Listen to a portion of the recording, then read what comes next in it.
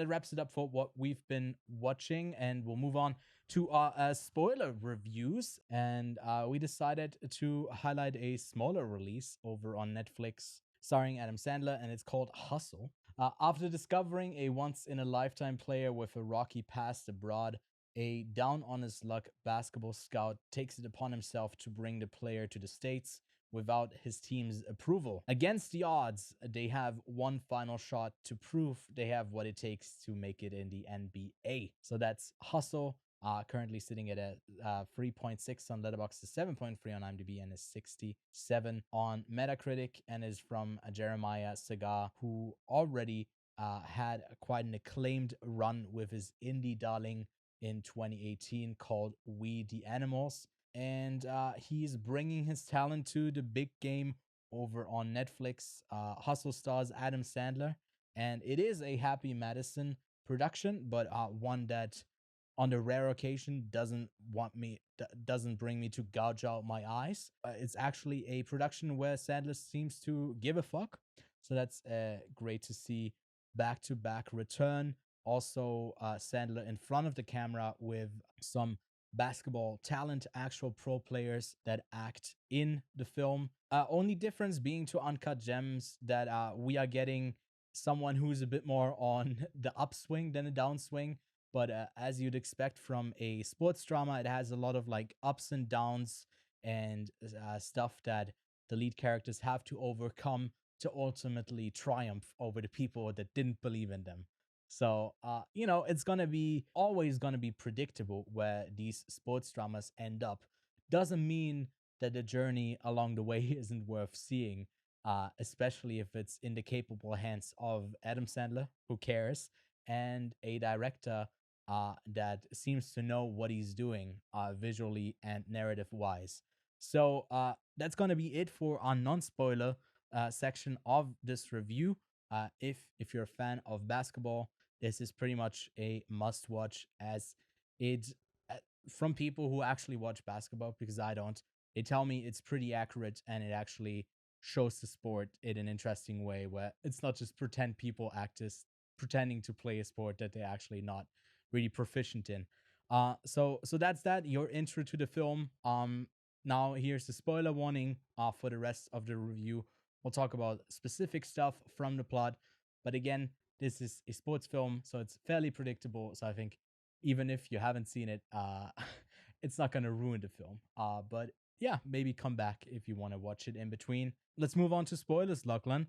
So Lachlan, what did you make of the film? I enjoyed it. It didn't keep me on the edge of my seat, unlike Adam Sandler's previous, I guess, serious role in Hubby Halloween. Fuck. Seriously, man. It didn't keep me on the edge of my seat, unlike Adam Sandler's previous serious role in Uncut Gems, because that is a high intensity film. You are going bang, bang, bang, bang, bang in that film. This film has its highs and its lows, and I really do enjoy that. Mm-hmm. Like any kind of sport drama movie. What's interesting though is Adam Sandler, he has a love of this sport. So this is basically a little passion project of his to be in, and that's exciting to see someone who's you typically write down as the fucking dude who pumps out those shitty comedies and once in a while does a serious film and nails it. Having this under his belt is honestly a spectacular performance by him.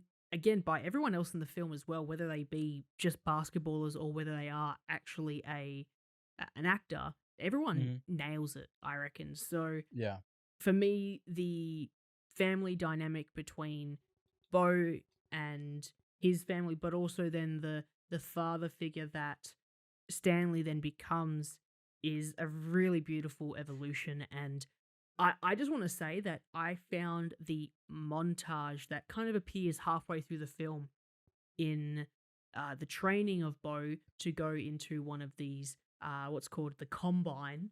In the NBA. The Combine. It was a freaking incredible montage. Yeah. That it I didn't wasn't realize just a we're pastime, watching. right? No, it was like a proper montage training level of intensity, and there was some awesome cuts in there that you get Mm. really close to the end where they're swiping and it just flows so spectacularly. And I thought the score was awesome. Yeah. And I realized as I was watching it, I was watching this film, and you know when you watch a movie and you eventually go, "Oh fuck," and it just clicks that it's like Mhm. this is really good and really fun. That was the moment for me that I went, "Yeah, this is a Yeah. really excellent movie, Mhm. loved by everyone who was probably making it, from the director to the writer Oh to yeah. even probably the first AC. It was like a little passion project of everybody that just has cumulated into this ball of a basketball. There you go. That's how's that for you? And then Yeah. they shoot it It's a and it basket. ended in the hoop. Wow. Yeah. Sports analogies. Mm. Fuck yeah. It's also the dynamic between this like super tall guy and then Stanley, who's trying to kind of keep him in check. I think they could have played, like, being a Happy Madison production, they could have played that way more in the sense of like, oh look, he's tall. I don't think there was a single like, oh he's so incredibly tall type of joke, at least not at his expense.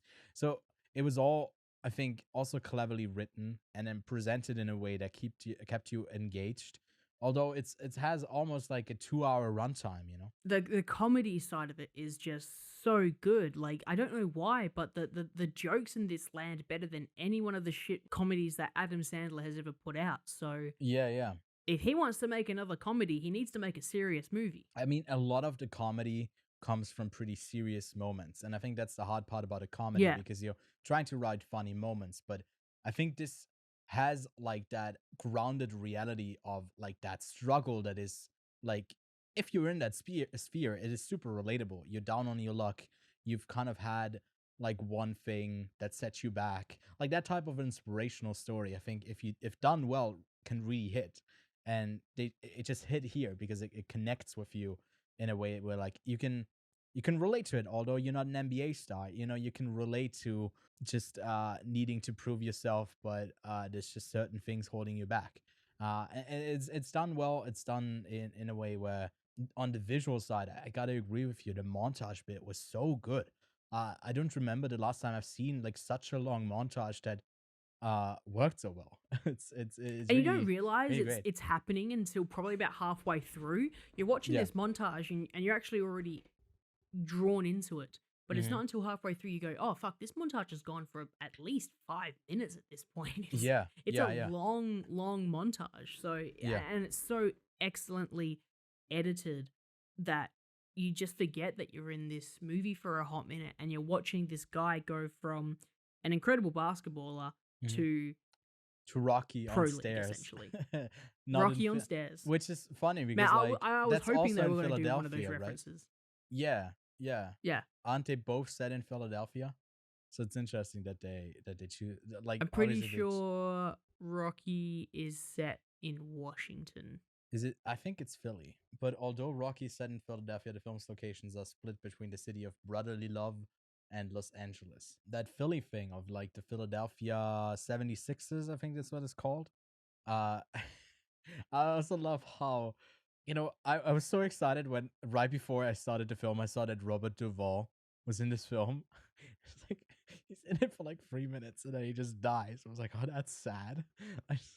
Okay, I guess I'll take the little time that I get with Robert Duvall, but he was a great presence. It's just plot wise, there's nothing great to unpack here, but uh, the character stuff, I think, is done in a way where it doesn't surprise me where it arrives at. I like the bond that they create, and you never really question it, like why Stanley is doing it and why he's putting so much on the line, which also I think is aided that we never really get to see his financial situation like fully. We don't see how much he's putting on the line for him. He just doesn't have a job and whatever. So it's like it's inspirational enough, but it's also like how realistic is it that he could go all in on this kid? But I think I'm willing to bend my suspension of disbelief for this that moment, or a few moments that they share. I think it's like one where they're in the car. It's just really beautiful. Where you can fully see him become this father figure that he doesn't really have. I mean, it's on the nose in the way where they talk about the tattoos, right? The one side is for his mom and the other side's for his dad, and it's just like his arm is just, there's nothing on it. And by the end of the film, he does have that little oak tree where his mother goes like, yeah, he's like your tree, your oak tree, and it's all very literal. But I think a sports movie is allowed to do that. Yeah, bro. Would you It's a agree? sports movie. You don't need to be super super deep. Yes, just be very literal and be like do it with proficiency when it comes to the sports.